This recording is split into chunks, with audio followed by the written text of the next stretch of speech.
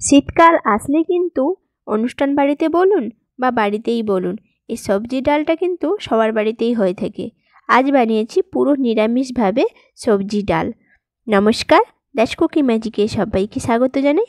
আবারও একটা নতুন রেসিপি নিয়ে এসেছি, তো চলো শুরু করি।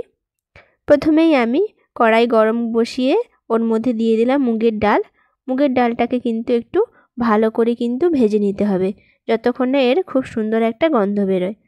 যখন মুগের ডালটা ভালো করে ভাজা হয়ে যাবে, ওর মধ্যে জল দিয়ে দিলাম। জলটা একটু বেশি দিতে হবে, কেননা মুগের ডাল সেদ্ধ হতে কিন্তু একটু সময়ই লাগে। এবার সেদ্ধ করার সময় যখন এই সাদা সাদা ফেনাগুলো উঠবে, ওটাকে কিন্তু ফেলে দিতে হবে। এভাবে করে কিন্তু আমি সব ফেলে দিয়েছি। এবারে একটু হলুদ গুঁড়ো দিয়ে দিলাম, দিয়ে ভালো করে কিন্তু মুগের ডালটাকে সেদ্ধ করে নিতে হবে। দেখো ভালো করে কিন্তু আমার একদম সেদ্ধ করা হয়ে গেছে, একদম গলে গেছে। এবার এর মধ্যে জল দিয়ে দিলাম পরিমাণ মতো, দিয়ে এবার ডালটাকে একটা প্লেটের মধ্যে ঢেলে নেব। এবার কড়াইয়ের মধ্যে দিয়ে দিলাম কিছুটা সর্ষের তেল। এবার এখানে কিছু সবজি আমি নিয়ে নিচ্ছি।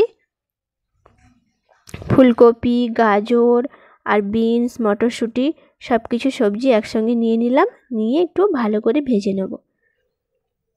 ভালো করে ভাজা হয়ে গেলে এবার এটাকেও প্লেটের মধ্যে তুলে নিলাম। এবার কড়াইয়ের মধ্যে আরও সামান্য কিছুটা তেল দিয়ে দিলাম। তেল দিয়ে ওর মধ্যে এবার আমি ফোড়ন দিয়ে দিলাম একটা শুকনো লঙ্কা ছিঁড়ে দিয়ে দিলাম, আর একটা তেজপাতা ছিঁড়ে দিয়ে দিলাম, আর দিয়ে দিলাম জিরে ফোড়ন। দিয়ে এটাকে একটু ফোড়নটাকে ভালো করে একটু ভেজে নেব। ভাজা হয়ে গেলে এবার মধ্যে দিয়ে দিলাম আদা বাটা, দিয়ে ভালো করে কিন্তু মশলাটাকে একটু কষিয়ে নেব। কষানো হয়ে গেলে এবার দিয়ে দিলাম সেদ্ধ করা ডালটা, দিয়ে ভালো করে একটু মিশিয়ে নেব। এবারে দিয়ে দিলাম আমি ভাজা সবজিটা, যেটাকে আমি ভেজে রেখেছিলাম। পরিমাণ মতো নুন দিয়ে দিলাম, আর দিয়ে দেবো পরিমাণ মতো চিনি।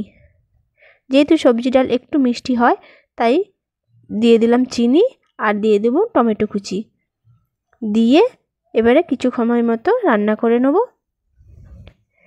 এবার শেষে দিয়ে দিলাম ভাজা জিরের গুঁড়ো আর ভাজা গরম মশলা, যেটা বাড়িতেই গুঁড়ো করে রেখেছি। দিয়ে ভালো করে মিশিয়ে নিলেই কিন্তু রেডি হয়ে যাবে দারুণ স্বাদের কিন্তু নিরামিষ সবজি ডাল। অবশ্যই কিন্তু একবার বানিয়ে দেখতে পারেন, আর শেষে কিন্তু একটু অবশ্যই কিন্তু ঘি দিতে হবে, তবে এর ফ্লেভারটা কিন্তু দারুণ আসবে। অবশ্যই কিন্তু বানিয়ে দেখতে পারেন। নমস্কার।